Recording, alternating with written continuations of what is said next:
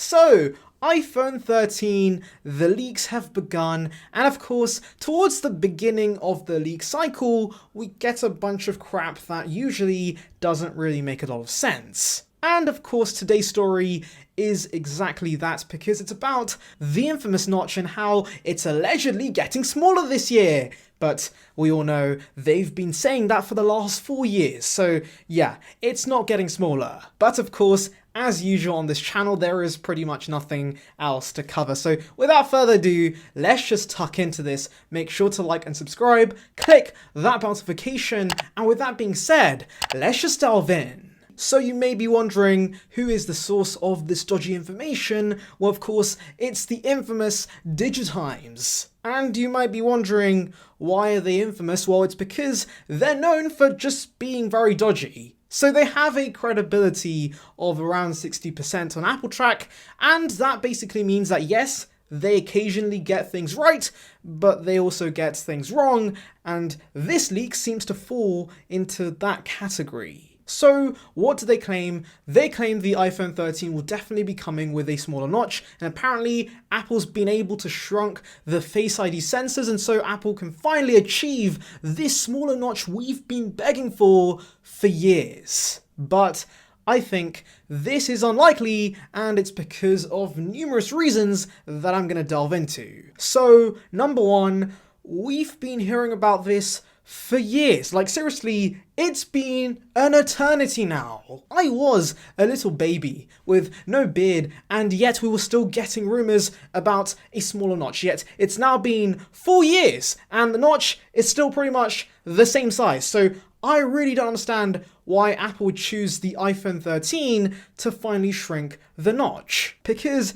here's the thing a lot of these leakers are missing: the iPhone 13 is going to be an S year, because of course the iPhone 12 with its glorious flat edges was the super cycle. It's the big redesign we've been waiting for, and so of course after a major redesign, Apple gives us an S year with pretty minor improvements. And so that basically means the iPhone 13 is going to be largely the same in terms of design, and so that means the notch is probably going to stick around for another year. Now, of course, that's going to make a lot of you guys sad, and I understand why, but I have even more bad news, because the 2022 iPhone will also keep the notch the same, because again, Apple follows a 3-year design cycle, and so if the iPhone 12 was the big redesign, then expect a 3rd generation of this iPhone 12 design in 2022. Doing some quick maths, that basically adds up to around 6 years of the notch on the iPhone, so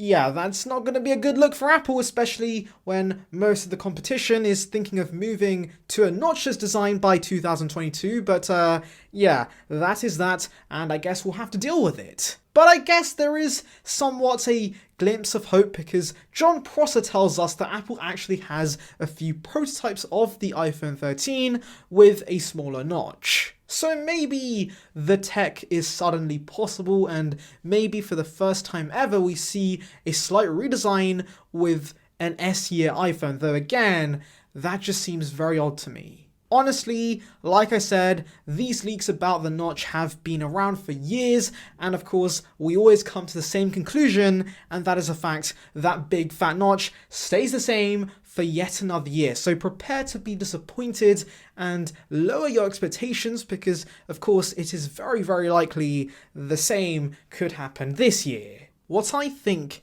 is Apple's thinking on this whole notch kerfuffle is possibly the fact that they just want to get rid of the notch in one swoop. They don't want to take a middle step and make it slightly smaller. They just want to get rid of it in one go. And so once the notchless tech is ready and you can put these under display cameras in these phones without a disparity in quality, then of course Apple will finally dip into the deep end of the pool with the notchless lifestyle that we've been begging for quite literally years. But until then, it's probably going to be the same for the foreseeable future, so get used to it, people, because it's going to stick around for at least 2 to 3 years. Anyways, that's not the only information Digitimes told us, because they also gave us another piece of info that's equally dodgy. So they say that next year, all 4 versions of the iPhone should come with LiDAR scanners. So of course, this year we had the LiDAR scanners exclusively on the Pro models, and of course, that gave them LiDAR capabilities and of course additional features with the camera such as night mode portraits. And so DigiTimes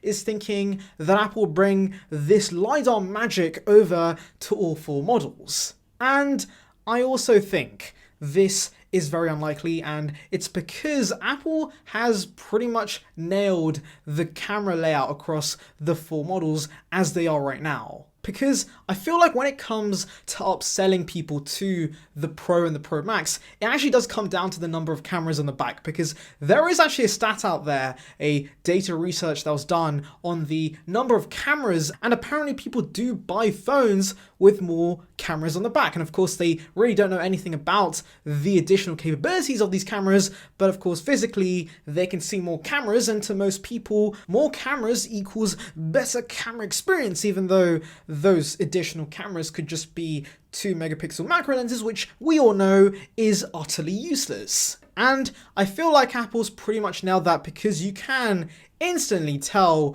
which is the peasant iPhone and of course which one isn't. And yes, I know this sounds very vain, but right now the iPhone 12 Pro is the best-selling iPhone, and as a tech enthusiast, we all know the iPhone 12 is the better deal. But to many people, as soon as they see a triple camera setup with LiDAR, they're going to instantly think, hey, that phone must have the better camera, even though we know it's pretty much near identical to the iPhone 12. And so I think that if Apple brings the LiDAR camera to the iPhone 12 and 12 mini, that could possibly distort that. And of course, Apple's going to miss out on those juicy sales, because they clearly have higher margins on the Pros, and so they want more people buying those Pros. But why don't we play devil's advocate for a minute and also give DigiTimes the benefit of the doubt? Why would Apple give LiDAR across the range? Because of course,